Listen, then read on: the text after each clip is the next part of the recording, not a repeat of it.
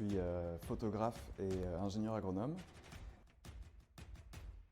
Moi, mon rôle sur le terrain, c'est à la fois de faire des photos de l'environnement, du patrimoine naturel, culturel et humain sur lequel on va faire le reportage évidemment, et en même temps de faire la partie making-of de l'équipe.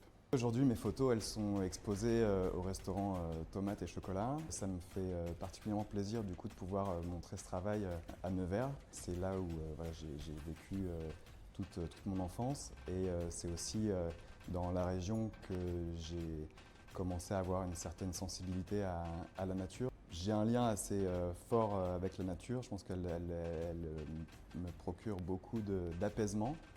Aujourd'hui, dans une société qui va très vite et où on a tendance un peu à oublier d'où on vient, à perdre ce lien fort avec la nature, ne serait-ce que d'aller dans le Morvan ou dans les forêts aux alentours, que ce soit là ou même dans un aspect complètement plus dépaysant, que ce soit en Afrique, au fin fond de la jungle ou en Arctique ou autre. À chaque fois, c'est un retour aux sources assez puissant et une grosse remise en question aussi.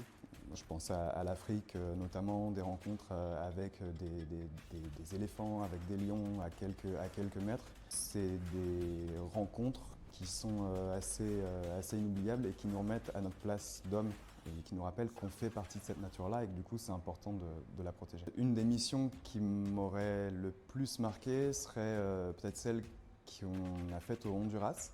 Tout simplement parce que c'était la première vraie grosse mission sur laquelle je suis parti, il y a une dizaine d'années maintenant, où l'objectif c'était de rejoindre une cité qui venait d'être découverte au milieu de la forêt primaire.